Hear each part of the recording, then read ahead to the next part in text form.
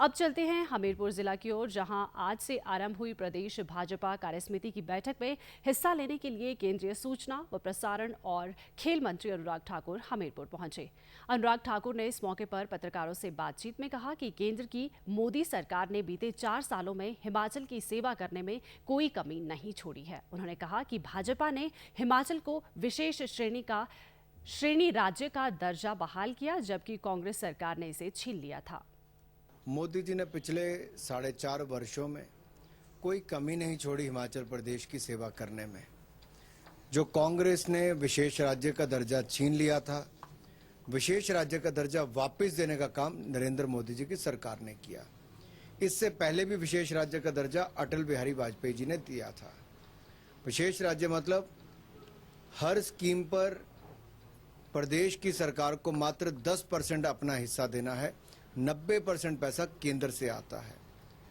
और ये दर्जा कांग्रेस ने छीना था, तब हिमाचल को 40% हिस्सा देना पड़ता था। मोदी जी के आने के बाद मात्र 10% ही देना पड़ता है। इससे हिमाचल की बचत भी हुई और हिमाचल का विकास भी हुआ है। अनुराग ठाकुर ने कहा कि कांग्रेस को अपने संगठन और पार्टी की चिंता करनी चाहिए, क्योंकि उसके बड़े नेता देश में कम और विदेशों में ज्यादा नजर आते हैं। उन्होंने कहा कि कांग्रेस नेताओं की भाजपा में लंबी कतार लगी है। केंद्रीय मंत्री ने दिल्ली की आम आदमी पार्टी सरकार को भ्रष्टाचार में डूबी हुई सरकार करार दिया। अरविंद केजरीवाल जी का झूठ जनता के सामने आता है। जहां एक और वो पहले बड़ी बड़ी बातें करते थे कि मैं राजनीति में नहीं आऊंगा, कसम खाता हूं, वो भी झूठी निकली। फिर उन्होंने कहा हम भ्रष्टाचार को सहन नहीं करेंगे। आप देखिए, भ्रष्टाचार में डूबी आम आदमी पार्टी की दिल्ली सरकार, एक के बाद दूसरा उदाहरण सामने आता है। सत्येंद्र जैन जी का नाम जो सामने आया, उनके ऊपर इतने गंभीर भ्रष्टाचार के आरोप और सबूत हैं कि शेल कंपनियों के माध्यम से करोड़ों रुपए का लेन देन, 200 बीघा जमीन लेना और फिर इस जमीन को वहां की पॉलिसी को बदल के उसके दाम बढ़ जाना।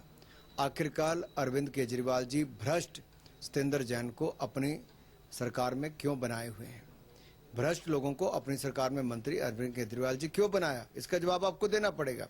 पंजाब में आपकी सरकार को आए अभी 2 महीने नहीं हुए थे कि भ्रष्टाचार के गंभीर आरोप भी लगे। एक मंत्री को आपको निकालना पड़ा, कानून व्यवस्था चरमरा गई, गैंगस्टर हावी हो गए, खालिस्तानी फोर्सेस अपनी बातों को बार बार रखने आगे आने लगी और प्रसिद्ध गायक की हत्या भी दिन दिहाड़े हुई।